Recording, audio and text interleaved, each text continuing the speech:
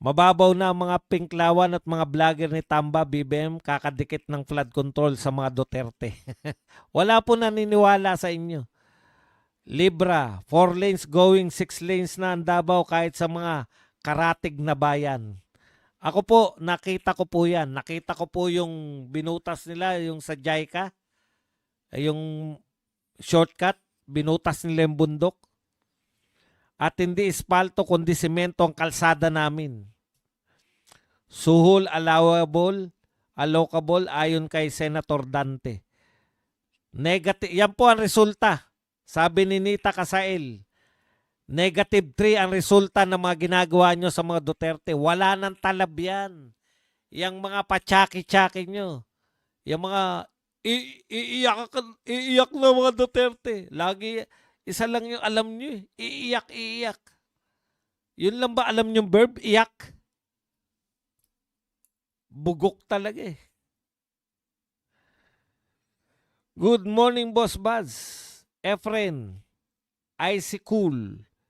Si Magalong may kasalanan yan. Isa pa, Boss Buzz, Bayan Ko News. Ala namang budget na malaki ang OBP. Biruin nyo, wala pang malaking budget yan. Pero kita nyo naman kung paano maglingkod. Asa naman ang paghambog nga 1 million pabahay kada tuig. Og tag 20 pesos a kilo bugas, Mr. BBM nga imong gisaad sa mga Pilipino. Correct. Sabi na Arnold Manglangit. Ang nahanap mo Magalong sa Davao ay gagamba lang. Shock 24. Warak ang political career ni Magalong. Naghanap ng gagamba sa Davao City. Lahat na lang kasi connect na nila sa Duterte. Sino ba mga nakaupo na? Kaya ang resulta, Duterte namamayagpag sa survey, BBM -3. Bakit daw? Pero, di bali na, presidente pa rin si BBM. Nakakahiya. Yun na lang pinagmamalaki. Presidente pa rin si BBM. Wawang mga nilalang. Nakakaawang mga nilalang. Lahat na lang kasi connect nila sa mga Duterte. Sino ba mga nakaupo na? Correct. Di ba? Sino ang mga nakaupo? Yun ang may kasalanan. Walang kasalanan ng Pangulo. Siya nga nag-expose eh. Naknampo pa. Yun pala yun. Wala raw kasalanan. Dito naman tayo sa Bandaratlis. Meron na, hintayin mo si Trillanes sa January. Hala, ginalingan ni Badong talaga. Pambili gamot.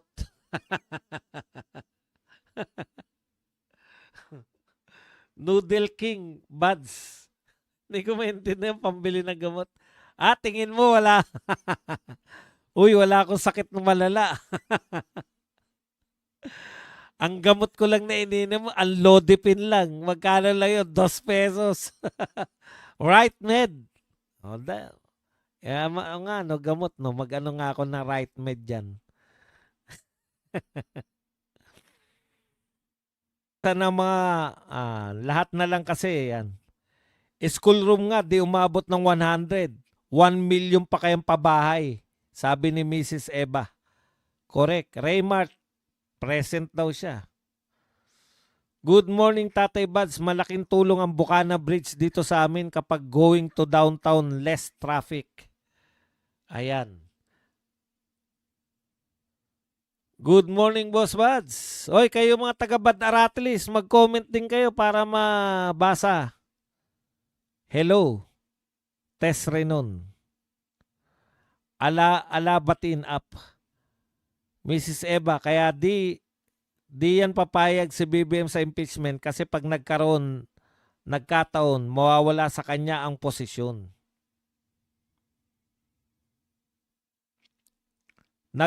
Nag-snow ang trust, Nag-snow ang trust rating ni BBM ang lamig. -3. Grabe. Snow. Dito sa amin, Zamboanga City, pag may adik ang tawag agad, PBBM. Ganon, tindi naman.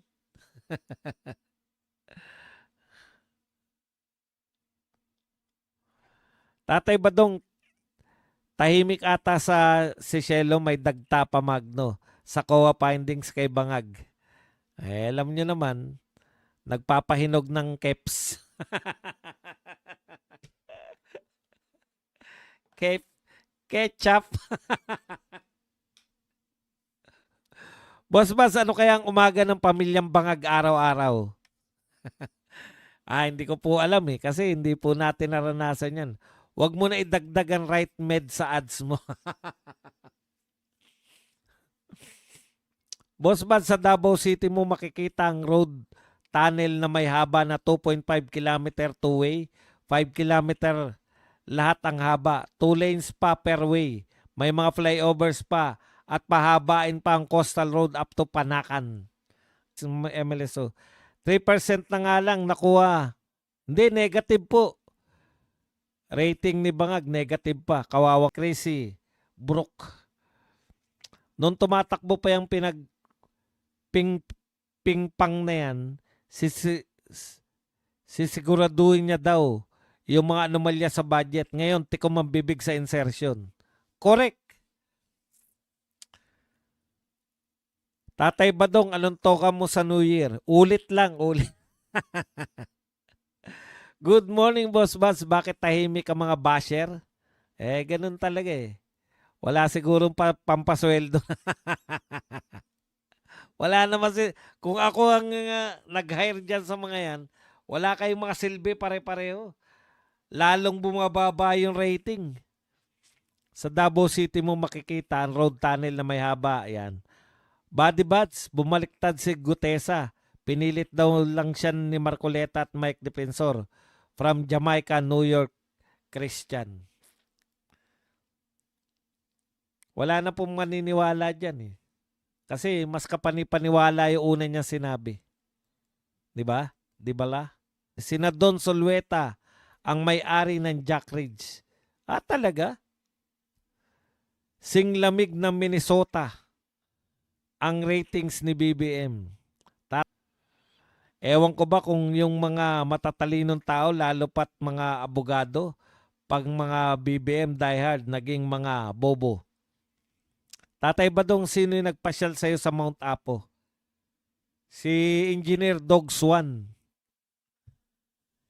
Tatay Badong, breaking news, sabi ni Contreras, kahit mataas rating ni Inday, sa Bangag pa din daw presidente, iyakan daw mga dotae. Yan. Kuya, ano reaction ni BBM sa rating niya? Hindi raw niya pinapansin. 'Di ba pareha lang sila ni Flavi? Talagang hindi apektado eh. 'Di ba pareho sila ni Flavi? Walang epekto sa kanila yung mga banat. May sarili kasi silang mundo. Mas mataas pa sila sa mundo eh. Sa madaling salita, high na high sila. Uy, in fairness kanina naglakad ako, mahaba-haba yung lakad ko. Tapos nagpunta ako ron sa palengke na, hindi siya palengke. Bago sa actual na palengke, yung mga nagtitinda lang sa sidewalk. Ayun, mga galing sa bundok kasi. May malapit kasing bundok dito sa amin. Galing sa bundok, kaya sariwan-sariwa po yung nabili kong sitaw at patola. Nako, ang sarap lagyan mamaya ng sardinas. Sakto, bumili na rin ako ng upo, talong at kalabasa. So, may tatlong tatlong putahe. Tatay Badong, magkaano-ano ba si Flavio at Flavi? Yung isa adik sa substance. Yung isa naman adik sa makamundong pagnanasa. Anticler, mana sa pinsan si Franz Castro, Baliw.